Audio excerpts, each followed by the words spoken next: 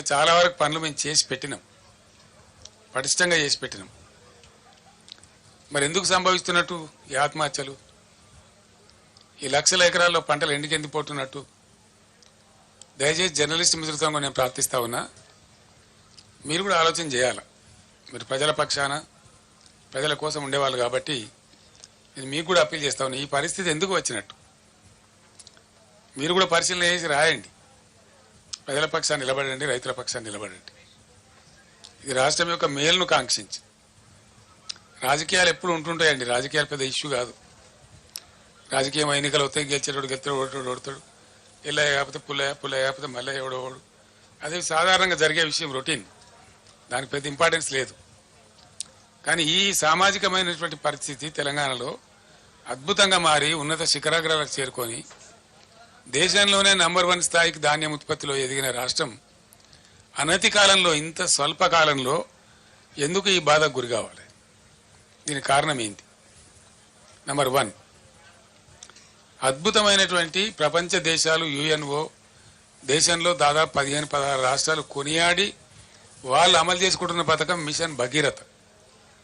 ఎందుకు మంచినీళ్ళ కొరత రావాలా? చీఫ్ సెక్రటరీ గారి స్టేట్మెంట్లు ఏమో సోర్సెస్ అన్ని బరాబరే ఉన్నాయి, ఎవరు భయపడే అవసరం లేదు, మీరు అద్భుతంగా ఉండొచ్చని చెప్తా ఉన్నారు. అసలు హైదరాబాద్ సిటీలో ₹1 నల్లా కనెక్షన్ ఇచ్చి 20,000 లీటర్ల ఫ్రీ వాటర్ ఇచ్చి రాష్ట్ర వ్యాప్తంగా ప్రతి ఇంటిలో నల్లా పెట్టి, దీన్ని కూడా మీరు అందరు సాక్షి, జర్నలిస్ట్ మిత్రులు కూడా. దానిలో ఎందుకు లోపం వస్తుందంటే నాకు అర్థం కాదు. ఏం కారణం? మేము అసెంబ్లీలో ఛాలెంజ్ చేసినాం, నేను స్వయంగా యాజ్ ఎ చీఫ్ మినిస్టర్, ఈ టర్మ్ లోపల భగీరథ కంప్లీట్ చేయకపోతే వచ్చే ఎలక్షన్లో మా పార్టీ పోటీ కూడా చేయదు, మేము ఓట్లు కూడా అడగమని చెప్పి అంత ఛాలెంజ్గా చెప్పి తీసుకుని ఆ పథకాన్ని కంప్లీట్ చేసినాం. ఆ తర్వాత 5 ఏళ్ళు బ్రహ్మాండంగా నడిపినాం. బిందె పట్టుకొని ఆడబిడ్డ ఇక్కడ కనబడలే రోడ్డు మీద. పబ్లిక్ స్టాండ్ పోస్ట్స్ అన్ని మాయమైపోయినాయి రాష్ట్రంలో. ఏ టౌన్లో కానీ ఎక్కడ కానీ మంచినీటి ట్యాంకర్ మనకు కనబడలే గత 5 సంవత్సరాలు. మరి ఇప్పుడు ఎందుకు బిందెలు ప్రత్యక్షమవుతున్నాయి? ఎందుకు మళ్ళీ నీటి మూతలు స్టార్ట్ అయినాయి? ఎందుకు నీళ్ళ ట్యాంకర్లు విచ్చలవిడిగా వ్యాపారం చేస్తున్నాయి? హైదరాబాద్ సిటీలో కూడా ట్యాంకర్లు పెట్టాల్సిన దుస్థితి ఎందుకు దాపరిస్తూ ఉంది? ఇవి ఆలోచించాల్సిన విషయాలు. ఇంకో విషయం ఏంటంటే కరెంటు. 1.5 సంవత్సరంలో డిస్ప్రపోర్షనేట్గా చాలా దారుణంగా ఉన్నటువంటి విద్యుత్ రంగాన్ని సుమారు 35,000 కోట్లు ఖర్చు పెట్టి రకరకాల పద్ధతులన్నీ అవలంబించి సెంట్రల్ ఎలక్ట్రిసిటీ అథారిటీని కూడా సంప్రదించి మా మెదడంతా కరగదీసి అద్భుతమైనటువంటి కరెంటుగా మేము తీర్చిదిద్దినాం. భారతదేశంలో అన్ని రంగాలకు 24 గంటలు 1 సెకండ్ కూడా కరెంటు పోకుండా ఏర్పాటు చేసినటువంటి ఘనత మా ప్రభుత్వానికి. అది మీరందరూ అనుభవించినారు, మీరందరూ చూసినారు. ఆనాడు కరెంటు పోతే వార్త, ఇలా కరెంటు ఉంటే వార్త అని కాడికి వచ్చింది. ఇది ఎందుకు వస్తుందండి నాకు అర్థం కాదు. ఒక సెటిల్డ్ సిస్టమ్. విద్యుత్ అనేది చిన్న విషయం కాదు కదా, నోటి మాటలు కాదు కదా, కట్టుకథలు పిట్టకథలు కాదు కదా. ఒక అద్భుతమైన వ్యవస్థ. దాన్ని తీర్చిదిద్ది 7.5-8 ఏళ్ళు అద్భుతంగా మేము మొత్తం ప్రజలకు సరఫరా చేసినాం. కమర్షియల్ కావచ్చు, డొమెస్టిక్ కావచ్చు, అగ్రికల్చర్ కావచ్చు, ఇండస్ట్రీ కావచ్చు, ఐటీ కావచ్చు, ఇంకా మరే ఇతర రంగమైనా కావచ్చు. అందరికి కూడా, ప్రజలందరికీ కూడా 24/7 పవర్ అద్భుతంగా సప్లై చేసిన ఒకే ఒక్క రాష్ట్రం భారతదేశంలో తెలంగాణ, అగ్రగామి రాష్ట్రం. మరి ఆ రాష్ట్రానికి ఏం చెదలు పట్టింది? అలా 100 రోజులలో ఇంత అస్తవ్యస్తమైంది. దీని ఉన్న తమాషా ఏంది? కొత్తగా నడిపించేది ఏం లేదు, కొత్తగా మొద్దులు మోసేది లేదు, కట్టెలు కొట్టేది లేదు, కొత్తగా పెద్ద గడపరలు పెట్టి తవ్వేది లేదు. ఉన్న వ్యవస్థ ఉన్నట్టు జరిగించలేని అసమర్థత ఏంది, అశక్తత ఏంది? కట్టిన ఇల్లు పెట్టిన పోయి కదా, దాన్ని నడిపించే తెలివి కూడా లేకపోతే ఎట్లా? అంటే మనకు స్పష్టంగా దీన్ని బట్టి అర్థమవుతున్నది ఏంటంటే, ఇప్పుడున్నటువంటి రాష్ట్రాన్ని పరిపాలిస్తున్నటువంటి పార్టీ ప్రభుత్వం యొక్క అసమర్థత, అవివేకం, తెలివి తక్కువతనం, అవగాహన రాహిత్యం, దేన్ని ఎట్లా వాడానో తెలియనటువంటి ఒక అర్భకత్వం మనకు స్పష్టంగా కనపడతా ఉంది. ఉన్న కరెంటును వాడుకోవడానికి తెలివి లేదు, ఉన్న మిషన్ భగీరథ వాడుకునే తెలివి లేదు. అద్భుతంగా వచ్చినటువంటి హైదరాబాద్ నీళ్లు మళ్ళా ఇలా వాటర్ బిల్స్ వస్తూ ఉన్నాయి, ట్యాంకర్లు వ్యాపారం జరుగుతూ ఉంది, కొనలేక జనం చేస్తూ ఉన్నారు. మళ్ళా జనరేటర్లు, ఇన్వర్టర్లు, కన్వర్టర్లు వస్తూ ఉన్నాయి, మళ్ళా స్టెబిలైజర్లు కొనుక్కునే పరిస్థితి వస్తూ ఉంది. మీ అందరి ఇన్ఫర్మేషన్ కోసం నేను ఒక మాట చెప్తా ఉన్నా. హైదరాబాద్కు పెట్టుబడులు ఐటీ రంగంలో, ఇండస్ట్రీలో అద్భుతంగా వస్తున్న తర్వాత హైదరాబాద్ను పవర్ ఐలాండ్ సిటీగా మార్చినాం మేము. ఎటువంటి పరిస్థితి వచ్చిందంటే ఐటీ కంపెనీ వాళ్ళు, పెద్ద పెద్ద వాళ్ళు, చాలా పెద్దవాళ్ళు, ఇంటర్నేషనల్ దిగ్గజాలు, న్యూయార్క్లో పోతుంది పవరు, లండన్లో పోతుంది, కానీ హైదరాబాద్లో పోదురా అనే స్థితి తెచ్చినాం. అది మీకు నేను బట్టి స్టోరీ లాగా చెప్తలేను. దాన్ని ఏం చేసినామంటే బీఆర్ఎస్ ప్రభుత్వం వచ్చిన కొత్తలో ఈ రాష్ట్రంలో నేషనల్ గ్రిడ్కు మన రాష్ట్రం కనెక్టెడ్ లేకుండే, అనుసంధానం లేకుండే. ఒక 5-6 లైన్స్ వార్దా డిచ్పల్లి కావచ్చు, వరంగల్ వరోరా కావచ్చు, అంగుల్ పలాస కావచ్చు, PGCIL power grid corporation of India limited ఎంబడి నేనే పడి నేనే చేసి రాత్రింబవలు వాళ్ళతో కొట్లాట పెట్టుకొని ఈ 3 లైన్లు కల్పించినాం. దాంతో టోటల్ తెలంగాణ రాష్ట్రం, ఏపీ రాష్ట్రం కూడా మనతో పాటుగా నేషనల్ పవర్ గ్రిడ్కి అనుసంధానమైనాం. దాని ఫలితం ఏంటంటే మనకు ఏదైనా సందర్భంలో షార్టేజ్ ఏర్పడితే ఇండియా మొత్తంలో ఎక్కడ పవర్నా అక్కడి నుంచి కొనుక్కునేటువంటి అవకాశాన్ని కల్పించగలిగినాం. నంబర్ 1. నంబర్ 2, 7,600 మెగావాట్లుగా ఉన్నటువంటి ఇన్స్టాల్డ్ కెపాసిటీని దాదాపు 18,000 మెగావాట్లకు తీసుకుని పోయినాం. In addition to that 1,600 రామగుండంలో, 4,000 Yadadri thermal స్టేషన్లో, అంటే 5,600 మెగావాట్ల పవరు ఇంకా అడిషనల్గా వచ్చేటువంటి సదుపాయాన్ని కూడా కల్పించినాం. మొన్ననే ఎన్టీపీసీ 1,600 మెగావాట్లు ప్రధానమంత్రి స్వయంగా వచ్చి డెడికేట్ చేసినాడు. నేను వాళ్ళు ఎంబడబడి తరిమి దాన్ని చేయించిన ఆ రోజు 10 సార్లు నేను రామగుండం వెళ్ళి మీకు ఏం కావాలా, రాష్ట్ర ప్రభుత్వం నుంచి ఏం సహకారం కావాలని చెప్పి అడిగి పర్సూ చేసి దాన్ని కంప్లీట్ చేయించినాం. కోర్స్ మా ప్రభుత్వం పోయిన తర్వాత మొన్న వచ్చింది అది, మన ప్రైమ్ మినిస్టర్ వచ్చి దాన్ని డెడికేట్ చేసినాడు. ఇప్పుడు ఆ సప్లై కూడా యాడ్ అయింది. అంటే మా ప్రభుత్వం ఉన్నప్పటికంటే ఇంకొక 1,600 మెగావాట్లలో 85%. ఎన్టీపీసీ ఏం చేస్తుందంటే ఏ రాష్ట్రంలో ఉందో, ఏ రాష్ట్రం కోసం కట్టినరో దానికి 85% ఇస్తుంది, 15% ఏమో వాళ్ళు నేషనల్ కోసం తీసుకుంటారు. అంటే ఆ ప్రకారంగా అద్భుతమైన కరెంటు ఎంత అవుతుందా 1,600లో 85% అంటే ఆ సుమారు 1,500 వస్తుంది.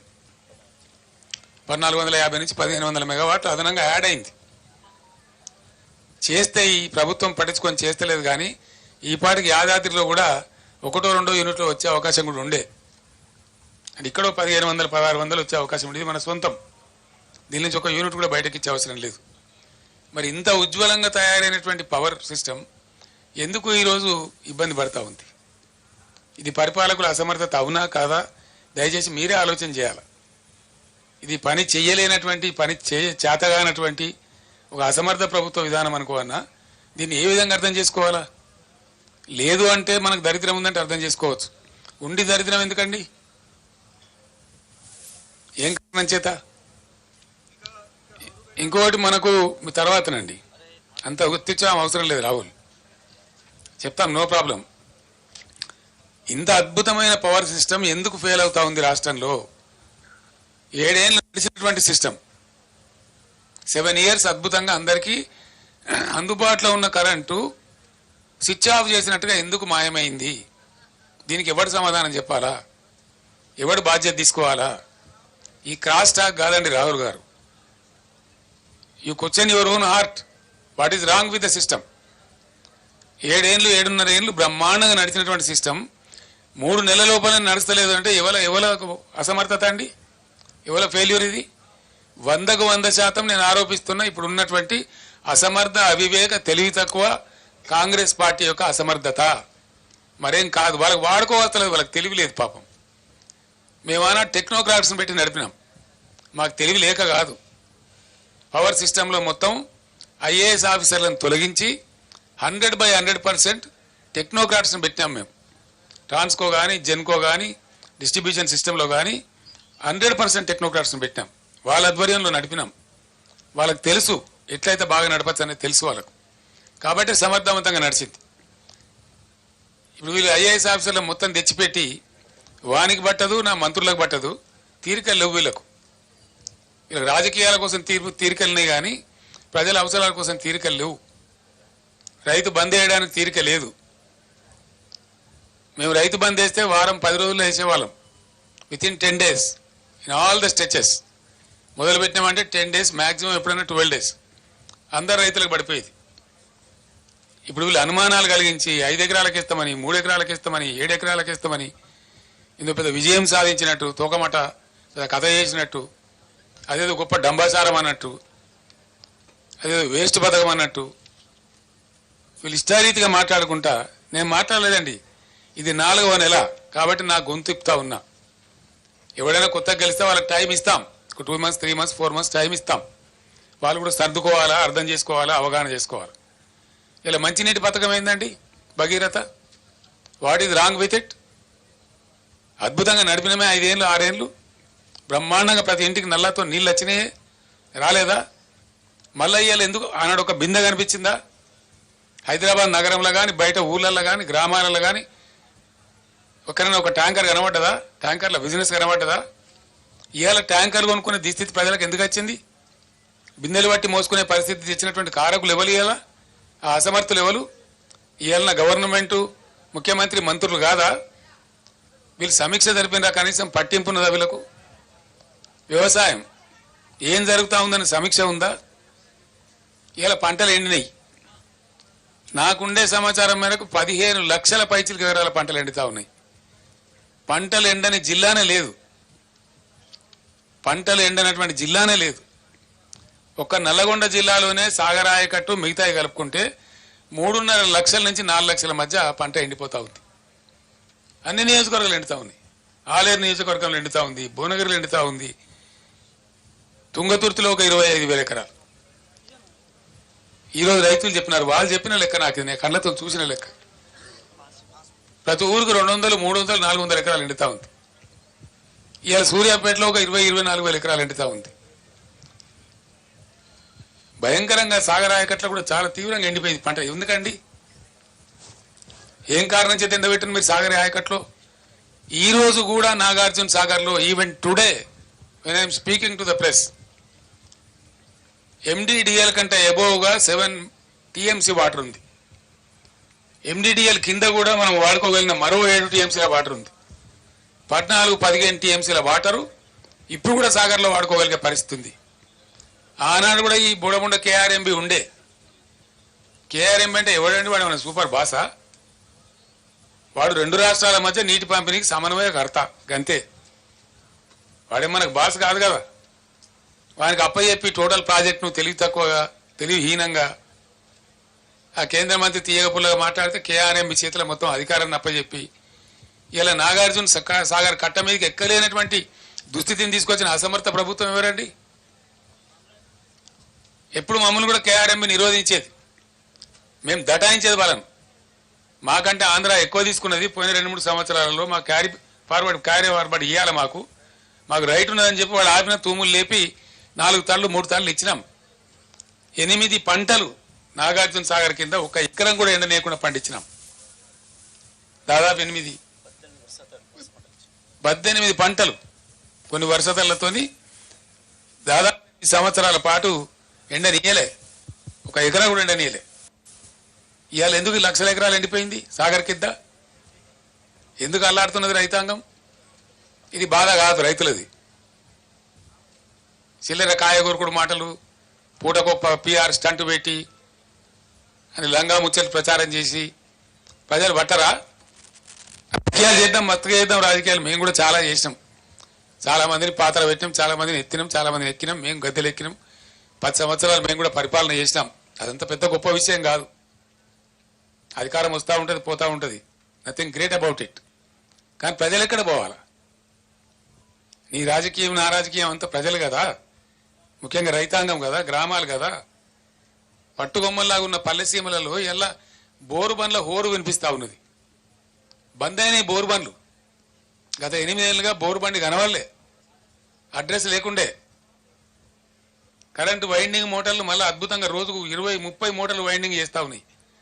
అవి కనబడలే, మాయమైపోయినాయి. తెలంగాణ రాష్ట్రం నుంచి జనరేటర్లు అమ్ముకునే దుకాణాలు పారిపోయినాయి.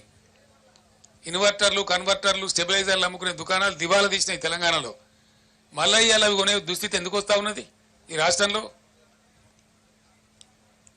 మిషన్ భగీరథ దాన్ని పట్టించుకున్న నాదుడే లేడు. నేను ఒక 2-3 జిల్లాల ఇంజనీర్లు అడిగిన, ఏమరా నాయన ఏంది, మీరే కదా నడిపాను, నిర్మించింది మీరే, నడిపింది మీరే, ఏమైందంటే సార్ దీనిలో అసలు కిటుకు వేరే ఉన్నది, అడిగేవాళ్ళు లేడు. అప్పుడు మీ ఆఫీసులేమో స్మితా సబర్వాల్ గారు సెక్రటరీ గారు సపరేట్గా ఉండ్రి, దీని మీద ఎవ్రీ డే దీని మీద మానిటరింగ్ ఉంటుండే. ఎక్కడైనా కూడా ఆమె గద్దలాగా వచ్చి వాలి అందరు ఇంజనీర్లను తీసుకొచ్చి టాప్ టు బాటం కూర్చోబెట్టి సమీక్ష చేస్తూ ఉండే, బ్రహ్మాండంగా జరుగుతూ ఉండే. ఒక చిన్న పైప్ ముక్క పోతే కూడా తెల్లారి లోపల వేసేవాళ్ళు. ఇవాళ 15 రోజులు కూడా పడుచుకునే వాళ్ళు లేడు, అజమాయిషి కొరబడింది అని చెప్తున్నాడు వాళ్ళు. రెండవది ఏం చెప్తున్నారు, మిషన్ భగీరథ నీళ్ళు కరెక్ట్గా రావాలంటే మంచి వాల్యూమ్ ఉండే కంటే మంచి హై క్వాలిటీ పవర్ 23 గంటలు కనీసం ఉండాలి, నిరంతర విద్యుత్ సరఫరా ఉండాలి. ఈ ప్రభుత్వం యొక్క తెలివి తక్కువతనం వల్ల మళ్ళా ఇలా లక్షల మూటలు కాలుతా ఉన్నాయి తెలంగాణలో. లక్షలు, వేలు కాదు. ఒక్కొక్క రైతు మూటలు 2 సార్లు 3 సార్లు కూడా కాలుతా ఉన్నాయి. ఆరాటానికి పాపం వాళ్ళు ఏం చేస్తారు, పుట్టకొచ్చిన పని చేను, ఈంతున్న చేను ఇక వండుతుందేమో, 4 గిన్నెలు వండితే బతుకుతామేమో అని చెప్పి కొత్తగా బోర్లు వేయటం, వాగులలో చెలుమలు తీయటం, వరద కాలువలలో చెలుమలు తీయటం, క్రేన్లతో పూడికలు తీయడం, మాయమైన అన్ని మళ్ళీ ప్రత్యక్షమైనాయండి 100 రోజులకే. మాయమైన ట్యాంకర్లు ప్రత్యక్షమైనవి, మాయమైన బిందెల మూత ప్రత్యక్షమైంది, మాయమైన మంచినీళ్ళ కొరత ప్రత్యక్షమైంది, మాయమైన కరెంటు కొరత ప్రత్యక్షమైంది, మాయమైనటువంటి క్రేన్లు ప్రత్యక్షమవుతున్నాయి పూడికలు తీయడానికి, మాయమైన బోరుబావులు మళ్ళీ హోరెత్తుకుంటూ తిరుగుతూ ఉన్నాయి. ఇంత రూపంలేనా? జర్ర కేసీఆర్ గల్మ దాటంగానే కట్కేసినట్టే బంద్ అవుతాయా?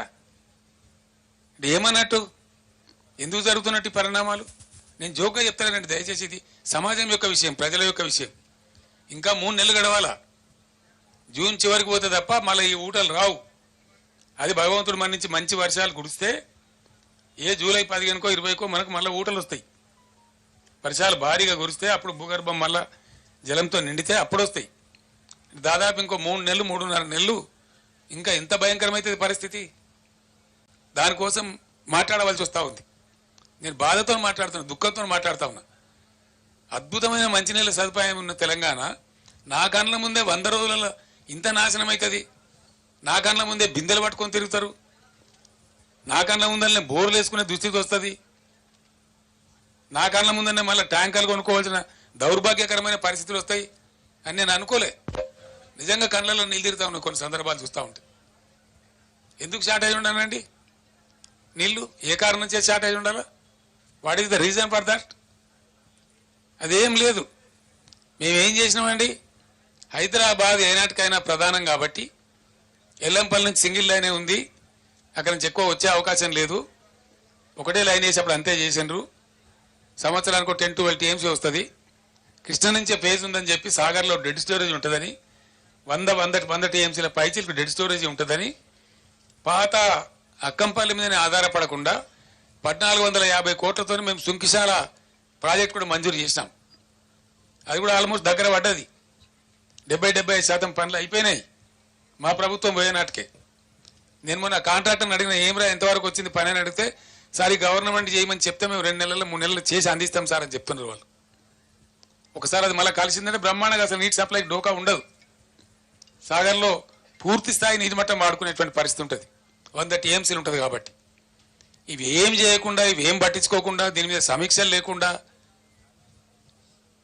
అడగోలు మాటలు, అడగోలు పిచ్చి ప్రచారాలు చేసుకుంటా ఎంతసేపు విపక్షాన్ని బదనాం చేయాలి, గత ప్రభుత్వాన్ని బదనాం చేయాలని ఒక చిల్లర, చాలా చీప్ టాక్టిక్స్ తప్ప ఏం కనపడతలేదు. మేము ఆనాడు ఒక పద్ధతి మార్చేసిన, నేను ముఖ్యమంత్రి ఉండే టైంలో భయంకరమైన రాళ్లవానం వచ్చి ఖమ్మం జిల్లాలో అనేక జిల్లాలలో పంట నష్టం జరిగింది. మహబూబాబాద్ జిల్లాలో, ఖమ్మం జిల్లాలో, చాలా జిల్లాలలో నేనే స్వయంగా పోయి పరిశీలన చేసాను ఏంది ఎంతవరకు జరిగిందని చెప్పి. నిజంగానే ఘోరంగా దెబ్బతిన్నది, 100% పంట పోయింది. కానీ పంట నష్టం ఇచ్చే పరిస్థితి ఏంది?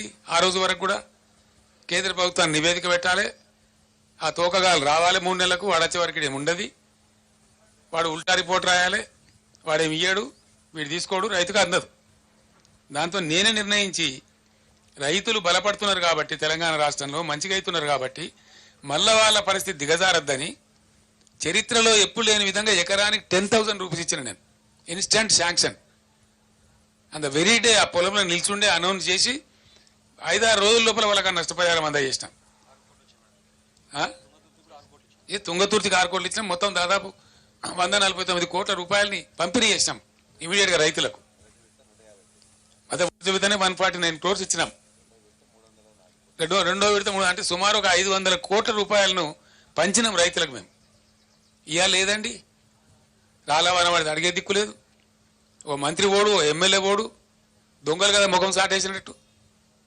ముఖ్యమంత్రికి అయితే పట్టేలేదు, ఢిల్లీ యాత్రలే సరిపోతాయి. ఏది మరి నాకు అర్థం కాదు. ఎమ్మెల్యేలు ఓరు, ఎంపీలు ఓరు, మంత్రులు ఓరు, అధికారుల బృందాలు పంపించారు. మేము ఒకటే మాట చెప్తా ఉన్నాం, ఇవాళ ఏది ఏమైనా సరే రణరంగమైనా సరే ఈ ప్రభుత్వాన్ని మెడలు వంచుతాం, వదిలిపెట్టాం ఎట్టి పరిస్థితులలో, ఎట్ ఎనీ కాస్ట్. మేమన్నాడు 10,000 రూపాయలు ప్రపంచంలో ఇయ్యాలి 10,000 రూపాయలు, 2,000 ఏదో ఇచ్చి చిల్లర చేతులు దులుపుకునేది. మేము 10,000 రూపాయలు ఇన్స్టెంట్గా ప్రకటించి 500 కోట్లు సుమారు పంచినాం. 450-460 కోట్లు పంచినాం. ఇలా అతి లేదు గతి లేదు. సుమారు 1,00,000 ఎకరాలలో పంటలు పోయినాయి, రాళ్ల వానలు పడి, అకాల వర్షాలు పడి, కొన్ని హోరు గాలికి దెబ్బతిన్నాయి, వర్షాలు గుడిసి దెబ్బతిన్నాయి, కొన్ని రాళ్ల వానకి దెబ్బతిన్నాయి. దానికి దిక్కులేదు, దాని గురించి మాట్లాడడం లేడు. ఇవాళ ఉన్న మంత్రి, ముఖ్యమంత్రి, ఉప ముఖ్యమంత్రి వీళ్ళంతా ఏం మాట్లాడారండి? అసలు వాళ్ళ ముఖాలకన్నాడు ఇయ్యలే. వాళ్ళు దిగిపోయిన నాడు కూడా 470 కోట్లు బకాయిలు పెట్టిపోతే మేము ఇచ్చినాం ఇన్పుట్ సబ్సిడీ. బీఆర్ఎస్ గవర్నమెంట్లో ఇచ్చినాం. వాళ్ళు ఎగబెట్టిపోతే 2014లో ఎగబెట్టిపోతే 2-3 ఏళ్ళ నుంచి ఉన్న బకాయిలు పెండింగ్ పెట్టిపోతే మేము క్లియర్ చేసినాం. అవి క్యాబినెట్లో తీర్మానం చేసి ఈరోజు మేము ఏం పెట్టలే, బకాయిలు లేవు. ఇలా జరిగింది. మేమన్నా 10,000 ఎప్పుడు చరిత్రలో ఇయ్యని 10,000 50 ఏళ్ళ కాంగ్రెస్ పరిపాలనలో ఎన్నడూ తెలుగుదేశం పరిపాలనలో ఎవడు ఇయ్యని 10,000 రూపాయలు మేము ఇస్తే దాన్ని కూడా ఎకసక్కం చేసి మాట్లాడినారు, ఘోరంగా మాట్లాడినారు. ఏ మూల సరిపోద్దండి 10,000, 20,000 రూపాయలు ఇవ్వాలి అని మాట్లాడినారు. మరి ఇలా ఏడ వండుకున్నారు? తలకాయ ఎక్కడ పెట్టుకున్నారు? ఏం చేస్తున్నారు? గుడ్డిగురాల పనులు తోముతున్నారా? వీళ్ళు రైతులు గారా? వీళ్ళు ప్రజలు గారా? పట్టింపు లేదా? వాళ్ళ తరఫున మాట్లాడటం లేరనుకుంటున్నారా? ఒక మహాసముద్రం అంత పార్టీ బీఆర్ఎస్ పార్టీ ఉంది, ఊరుకోదు. ఎట్టి పరిస్థితులలో 100కు 100% రైతుల పక్షాన పోరాటం చేస్తాం. ఖచ్చితంగా ప్రభుత్వాన్ని నేను డిమాండ్ చేస్తాను. ఇలా సూర్యాపేట నుంచి ఈ ఎండిపోయిన పంటలకు మీరే ఎండబెట్టిండ్రు కాబట్టి, మీ అసమర్థత వల్ల ఎండగొట్టిండ్రు కాబట్టి, మీ అసమర్థత కాదు అని మీరు ఒప్పుకోకపోయినా ఎండిపోయినాయి కాబట్టి వెంటనే జిల్లా కలెక్టర్లకు ఆదేశాలు ఇచ్చి ఎన్యూమరేట్ చేయించాలి. ప్రతి ఒక్క ఎకరం ఏ జిల్లాలో, ఏ గ్రామంలో, ఏ మండలంలో, ఏ రైతుది ఎంత ఎండింది అవి లెక్కలు తీయాలి. అండ్ ఖచ్చితంగా ధరలన్నీ పెరిగినాయి కాబట్టి, భారమైంది కాబట్టి ఇలా 25,000 రూపాయలు నష్టపరిహారం ప్రతి రైతుకు ప్రతి ఎకరానికి చెల్లించాలి. This is our demand. చేసేంత వరకు మిమ్మల్ని వేటాడతాం, వెంటాడతాం, ధర్నాలు చేస్తాం, నిద్రపోనీయం. ఎక్కడికక్కడ మీ మంత్రులను, మీ ఎమ్మెల్యేలను నిలదీస్తాం. గ్రామాలలో ప్రజాస్వామ్యంలో డెఫినెట్గా అడిగే హక్కు మాకు ఉంటుంది కాబట్టి, ప్రధాన ప్రతిపక్ష పార్టీగా ప్రజల పక్షాన మాకు ప్రజలు ఇచ్చిన పాత్ర అదే కాబట్టి మేమది న్యాయం చేయాలి. వాళ్ళ గొంతే మేము ఇవ్వాలి. ఈ రాష్ట్రంలో ప్రధాన ప్రతిపక్ష 39 ఎమ్మెల్యేలను గెలిపించి మేమేం రౌట్ కాలే. ఈ రాష్ట్రంలో మీరు ఒక్కరినో ఇద్దరినో కుక్కలను నక్కలను గుంజుకొని ఓహో ఆహా అని సంఖ్యలు గుద్దుకోవచ్చు. అది చాలా చీలర, చీప్ టాక్టిక్స్. అది it's a cheap political stunt which is uncared. ప్రజా సమస్యల ముందు, ప్రజల యొక్క బాధ ముందు, ఎండిన పంట పొలాల ముందు ఈ చిల్లర రాజకీయాలు కాదు. ఇవి నడుస్తూనే ఉంటాయి, దీనికి పెద్ద ఇష్యూ కాదు. కానీ ఎండిన ప్రతి ఎకరాను మీరు వెంటనే ఎన్యూమరేట్ చేయించాలి. మా బీఆర్ఎస్ దళాలు తిరుగుతున్నాయి, మేము ఎన్యూమరేట్ చేస్తూ ఉన్నాం. మా మంత్రులు, మా మాజీ మంత్రులు, ఎమ్మెల్యేలు, ఎంపీలు ఉన్నోళ్ళంతా మా ఎమ్మెల్సీలు తిరుగుతూ ఉన్నారు. ఖచ్చితంగా తీస్తాం, లెక్కలు పెడతాం, మిమ్మల్ని బజార్లకు ఈడిస్తాం. 100కు 100% మీ చేత కక్కిస్తాం. అది మీరు కట్టి తీరాలి, అది ప్రభుత్వ బాధ్యత. ఆనాడు మేము ఇచ్చినాం, మమ్మల్ని ఎక్కసక్కలాడిన మీరు ఇలా మేము డిమాండ్ చేస్తా ఉన్నాం 25,000 రూపాయలు ప్రతి ఎకరానికి కట్టి ఇవ్వాలి. దానికోసం డెఫినెట్గా మిషన్ భగీరథ నీళ్ళ సప్లై కూడా వెంటనే పునరుద్ధరించాలి. కరెంటు కూడా ఏముందండి నాకు అర్థం కాదు. పెద్ద మొగోళ్ళకి అసెంబ్లీలో ఉపన్యాసాలు చెప్పినారు. కరెంటు అప్పులు చేసింది, కరెంటు అప్పులు చేస్తా అది ఎవరి కోసం చేస్తుందండి? కరెంటు అప్పులు చెయ్యాలి, ఎందుకు చేయకూడదండి? నేను అడుగుతా ఉన్నా. రైతాంగం పంటల మీద పెడతారా? ఆయన నేను చెప్పిన అసెంబ్లీలో గంట సేపు చెప్పిన ఉపన్యాసంలో పీక్ అవర్స్ వచ్చినప్పుడు ఒక 2 నెలల పాటో 3 నెలల పాటో నెలకో 1,000, 1,200, 1,400 కోట్లు పెట్టి 1,400, 1,200 కోట్లు కాదు ఇక్కడ ఇష్యూ, ఎన్ని కోట్లు అన్నది కాదు.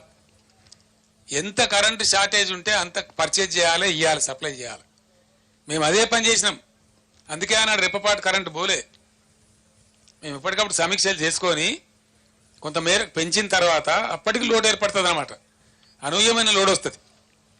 మా అప్పటికంటే ఇప్పుడు ఎక్కువ లోడ్ ఏం రాలే, అంతే 500-600 మెగావాట్లే వచ్చింది. మేమున్నప్పుడు పీక్ లోడ్ 14,900 పైచీలకు పోయింది. మొన్న పీక్ లోడ్ 15,600లకు పోయింది. అంటే దాని అర్థమైంది ఒక 600-700 మెగావాట్లు ఎక్కువైంది. అది మీరు కొంటలేరు. మీరు కూడా కొంత కొంటున్నారు కానీ ఎంత అవసరమో రైతులకు రాష్ట్ర ప్రజలకు అంత మీరు కొంటలేరు. కాబట్టి కరెంట్ వస్తలేదు. చాలామంది రైతులు నాతో చెప్పినారు, ఎందుకు కాలుతున్నాయి మోటార్లు? మొన్నటిదాకా 8 ఏళ్ళు కాలని మోటార్ ఎందుకు కాలుతుంది సార్? చాలాసార్లు వస్తున్నది పోతున్నది, వస్తున్నది పోతున్నది. రోజులో 5 సార్లు 6 సార్లు 7 సార్లు వస్తున్నది పోతున్నది. అక్కడక్కడ మా వాళ్ళు సభలు మాట్లాడుతుంటే పోతా ఉన్నది. ఇదే జగదీశ్వర్ రెడ్డి గారు సూర్యాపేట సభ నల్లగొండలో సభ మాట్లాడుతుంటే 5 సార్లు పోయింది. పోయినప్పుడల్లా బయట కింద కూర్చున్న వాళ్ళంతా జై కాంగ్రెస్ అంటారు. ఇది పరిస్థితి. అయినా మీకు సీమ కుట్టినట్లేదు, మీకు బాధ లేదు, ఇబ్బంది లేదు. ఈసారి బడగాడుపులు ఉంటాయని చెప్తున్నారు, భయంకరమైన గాడుపులు ఉంటాయని చెప్తున్నారు. అయినా పట్టించుకునే పరిస్థితి లేదు. కానీ మేము మాత్రం ఊరుకునే పరిస్థితి కాదు. ఎట్టి పరిస్థితులలో మీకు అసలు పట్టింపలేదు రైతులంటే. రైతు బంద్ చేయడానికి పెద్దగా హరిగోస పెట్టినారు వాళ్ళను. వస్తుందా రాదా ఒక భయంకరమైనటువంటి పరిస్థితి తెచ్చినారు. సాగునీరు ఇవ్వడంలో విఫలమైనారు, తాగునీరు ఇవ్వడంలో ఘోరంగా విఫలమవుతా ఉన్నారు. ఏం కారణం? ఇప్పటికైనా మేల్కోండి.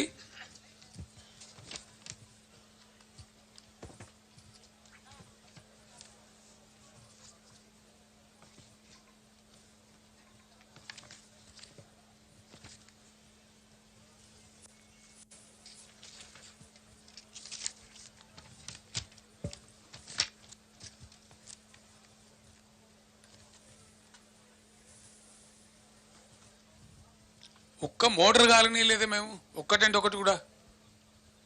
ఒక ఎకరం ఎండనీయలేదే ఎక్కడ కూడా, ఎక్కడ ఎండనీయలేదండి. ఎట్లా ఉంటుందంటే మీకు పరిస్థితి నేను ఎక్స్ప్లెయిన్ చేస్తా ఉన్నా. ఎస్ఆర్ఎస్పిలో నీళ్ళు తక్కువైనాయి. నిజాం సాగర్లో కూడా అంతంత మాత్రమే ఉండే. ఒక 20 టీఎంసీల నీళ్లు దైవవశాత్తు సింగూర్ ప్రాజెక్టులో ఉండే. సింగూర్ టు నిజాం సాగర్ తెచ్చి, నిజాం సాగర్ టు ఎస్ఆర్ఎస్పి తెచ్చి మేము తెచ్చి ఎస్ఆర్ఎస్పి ఆయకట్టుకి ఇచ్చినాం. మొన్న కూడా ఉండే సింగూర్లో నీళ్లు 20 టీఎంసీ. ఇవాళ ఈరోజు నేను మీతో మాట్లాడే టైంలో 17 టీఎంసీ ఉంది సింగూర్లో. ఏం బీమార్ వచ్చిందాక అర్థం కాదు. జస్ట్ ఒక 3-4 టీఎంసీలు గ్యాప్ నింపితే అయిపోయేది. కాళేశ్వరంలో పోయే నీళ్లు కూడా వృధాగా సముద్రానికి వదిలిపెట్టి ఒక చిల్లర డ్రామా కోసం, చీప్ టాక్టిక్స్ కోసం ఏముందని దానిలో ఏం ప్రపంచం మునిగిపోయినది. దాన్ని ఏదో ప్రచారం చేసి ప్రపంచం గుట్టుకపోయినట్టు, భూమండలం అంతా కింది మీద అయినట్టు, దానిలో ఎందో జరిగిపోయినట్టు ఓ లంగా కథ పెట్టుకొని మీ అసమర్థతను కప్పించుకోవడానికి చేసినారు. పోయే నీళ్ళని వృధా వదిలిపెట్టినారు. మొన్నటి వరకు విచిత్రం ఏంటంటే మొన్నటి వరకు కూడా 6,000, 7,000, 8,000 క్యూసెక్లు పోయినాయి. సింగిల్ మోటార్ నడిపి కూడా కాలువలు నడిపించచ్చు, నీళ్ళు నడపచ్చు, బ్రహ్మాండంగా నడపండచ్చు. అద్భుతంగా నీళ్ళు ఎత్తే అవకాశం ఉండే. డిసెంబర్లో మంచి నీళ్ళు పోతాయి. వీళ్ళు గవర్నమెంట్కి వచ్చే టైంలో 25,000, 30,000 క్యూసెక్ల నీళ్ళు పోతూ ఉంటాయి. ఏమైంది దాన్ని ఎత్తడానికి నాకు అర్థం కాదు. తీయమా? ఎమర్జెన్సీ ఉంటుంది తీయమా? పైన ఉన్నటువంటి బ్యారేజ్లలో నీళ్ళు ఏదో తమాషా కోసం వదిలిపెట్టి సీపేజ్ వాటర్ పోతుంది, దాని ఏదో ఫోటోలు తీసి వీడియోలు తీసి అదేదో మొత్తం కథమే అయిపోయిందని ఓ లంగా ప్రచారం చేసి ఏమున్నదని తోకుంటుందా? నిన్న కూలిపోయిందో బ్రిడ్జి అన్నాం కడతా ఉంటే ఉత్తరప్రదేశ్లో బీహార్లో జరుగుతుంది. ఒక నిర్మాణం చేస్తే దానికి జరుగుతుంది. నాగార్జున సాగర్ కుంగిపోయింది కుడివైపు బ్యారేజ్, మళ్ళీ పునరుద్ధరించలేదా, చేయలేదా? కడెం ప్రాజెక్టు కొట్టుకపోలేదా? ఓవర్ డ్యామ్ అమెరికాలో 4 సార్లు కొట్టుకపోయింది. ఇడిచిపెట్టిండ్రా వాళ్ళు? పోతే అప్పుడప్పుడు పోతాయి. కొంతమంది ఇంజనీర్ల తప్పు వల్లనో అనుకోకుండా ఏర్పడిన ఫలితాల వల్లనో గోదావరిలో ఎక్కువ వచ్చింది, దానివల్ల జియాలజీలో ఏదైనా కింది మీద అయితేనో లేదా పిల్లల కింద ఇసుక కొట్టుకపోతుందో జరుగుతుంది. అదే ప్రళయం బద్దలైనట్టు దానికి పెద్ద గందరగోళం పెట్టి అదే ఇక ప్రపంచం అన్నట్టు ఒక చిల్లర రాజకీయ కథ చేసి నీళ్ళు ఇయ్యాల నీళ్ళని వదిలిపెట్టండి మీరు. ఇంకా విచిత్రం ఏందండి, సమ్మక్క బ్యారేజ్కి ఏమైంది? దేవాలయం నీళ్ళు ఎందుకు పంపు చేస్తలేరు? ఎందుకు ఇలా స్టేషన్ కాన్పూర్లో, జనగామలో, ఆలేరులో ఎందుకంటే పెడుతున్నారు పొలాలు? ఏం రోగం వచ్చింది మీకు? పవర్ సేవ్ చేస్తారట. ఎవరి కోసం సేవ్ చేస్తారంటే రైతులు వృద్ధి చేయడానిక? అసెంబ్లీలో నేను మాట్లాడుకుంటూ చెప్పిన, ఇప్పుడు పిచ్చోడు కూడా మాట్లాడితే ఇంత కరెంటు అంత కరెంటు అని మాట్లాడితే నేను చెప్పిన, ఏం చెప్పిన నేనంటే 20,000 కోట్లు కాదు 30,000 కోట్లైనా ఖర్చు పెడతాం మా రైతుల గురించి. పెట్టేది మా రైతుల గురించి కదా, మా పంటల గురించి కదా. బరువుగా పంటలు పండితే 4-5 నెలలు తీరిపోతాయి. ఇవన్నీ రాష్ట్ర ఆర్థిక స్థితి బాగుపడుతుంది, రైతుల యొక్క ఆర్థిక స్థితి బాగుపడుతుంది. పెట్టే పెట్టుబడులు ఎవరి కోసం పెడతామండి? రాష్ట్రంలో ప్రజల అభివృద్ధి కోసం పెడతాం. ఓన్లీ పారిశ్రామికవేత్తలే కాదు కదా, గ్రామసీమలలో రైతులు మంచిగా అయితే కూడా బాగానేట కదా, స్టేట్ ఎకానమీ బలపడుతుంది కదా. అట్లనే కదా మేము జిఎస్డిపి పెంచింది. 4.5 లక్షల కోట్లున్న జిఎస్డిపిని 14.5 లక్షల కోట్లకు తీసుకొని పోయినాం. మోడీ ప్రభుత్వ సహాయ నిరాకరణ ఉంటే కూడా బ్రహ్మాండంగా పెంచినాం మేము. ఇవన్నీ జూటా మాటలా? మేము చెప్తున్నామా? ఒకవైపు పారిశ్రామికను పెంచినాం, ఐటీని పెంచినాం. మేం చెప్తానే మీ డంబాచారం. ILO ఇంటర్నేషనల్ లేబర్ ఆర్గనైజేషన్ జెనీవాలో ఉంటుంది. వాళ్ళు మొన్న విడుదల చేశారు. 3 సంవత్సరాలు 2019 నుంచి 2021 వరకు తెలంగాణ రాష్ట్రం భారతదేశంలో బ్రహ్మాండమైన ప్రగతి సాధించింది. 17 లక్షల మందికి పరిశ్రమలలో ఉద్యోగాలు కల్పించిందని చెప్పి ILO ప్రకటించింది. మన పేపర్లలో వచ్చింది. ఇంటర్నేషనల్ లేబర్ ఆర్గనైజేషన్ వాళ్ళు పైరవీలు చేస్తే ప్రకటించరు, దండం పెడితే ప్రకటించరు. నిజంగా జరిగితేనే ప్రకటిస్తారు. అటు పారిశ్రామికంగా అభివృద్ధి చేసినాం, ఐటీలో అభివృద్ధి చేసినాం, జిఎస్డిపి పెంచినాం, పర్ క్యాపిటా పెంచినాం, బడ్జెట్ పెంచినాం. అట్లనే రాష్ట్ర రైతాంగాన్ని కంటికి రెప్పలా కాపాడుకున్నాం. నేను బరువైన గుండెతో మాట్లాడుతున్నాను. ఎందుకంటున్నా అంటే 1 ఎకరం ఎండని తెలంగాణలో మీరు ఇలా 15-16 లక్షల ఎకరాలు ఎండబెట్టినారు మీ అసమర్థత వల్ల. నష్టమే. ఎండిపోవడం అనేది ఎట్లయినా ఎండిపోవడమే. పంట పెట్టగానే పోతే కరువు వస్తే అదొక దరిద్రం. కానీ అలా సగం మీరు నీళ్ళు ఇస్తారని నమ్మి పెట్టుబడులు పెట్టినారు. పాపం వాళ్ళు ఎరువులకు పెట్టినరు, ట్రాక్టర్ దున్నకాలకు పెట్టినరు, కూలీలకు పెట్టినరు, విత్తనాలకు పెట్టినరు, పురుగుల మందులకు పెట్టినరు. ఆ పెట్టిన పెట్టుబడి అంతా గట్టున పోయిందని చెప్పి లాస్ట్ విలేజ్ అయిందండి అది. ఎల్కారం అనే విలేజ్లో ఒక మహిళ నా మీద పడి ఏడిచింది. ముసలావు పాపం. నీళ్ళు ఇస్తామన్నారు సార్, పెట్టుకున్నాము, 2-3 తళ్ళకి ఇచ్చిండ్రు, నాట్లు వేసుకోమన్నారు, మేము నమ్మి పెట్టుకున్నాం గవర్నమెంట్ కదా అని మధ్యలో బంద్ చేసి మా పంటలు పోయినాయని చెప్పి ఆ చేయి పెట్టి చూపెడతా ఉంది. ఇటంతా 1500 ఎకరాలు ఎండిపోయేసారని చూపెడతా ఉంది. నేను బస్సు ఎక్కినాక అడిగితే బస్సులకి వెళ్ళి హైట్ ఉంటాం కాబట్టి దూరం కనబడుతుంది, నాకు కూడా కనబడతా ఉంది కళ్ళకు. ఎందుకు ఎండ కొట్టాలి నాకు అర్థం కాదు. మొన్న ఇంకా తమాష ఏంటంటే ఇలా తెలివి తక్కువతనాన్ని కప్పిపుచ్చుకునే పరిస్థితి. మొన్నటిదాకా నీళ్ళు లేదు సార్, పేపర్లో మీరు ఉత్తరం రాగానే మొన్న తెలంగాణ దొంగలు ఇడిచినట్టు తెలంగాణ ఇడిచిన కాలువ అని చెప్తుండ్రు. మొన్న ఇడిచినట్టు ఎందుకు నాకు అర్థం కదా. 15 రోజుల కింద ఇడిచి అయిపోవు కదా, చాలా పంటలు బతుకుతుండే కదా. లాస్ట్ 2 తల్లులేక కూడా ఎండిపోయిన పంటలనే కదా. ఇదేం వ్యవహారం నాకు అర్థం కాదు. నిజంగా హృదయంతో మనసుతోని ఒకనాడు ఉద్యమం చేసేటప్పుడు ఇదే సూర్యాపేట తుంగతుర్తి ఏరియాలలో కాలువలలో తిరుక్కుంటూ నేనే చెప్పిన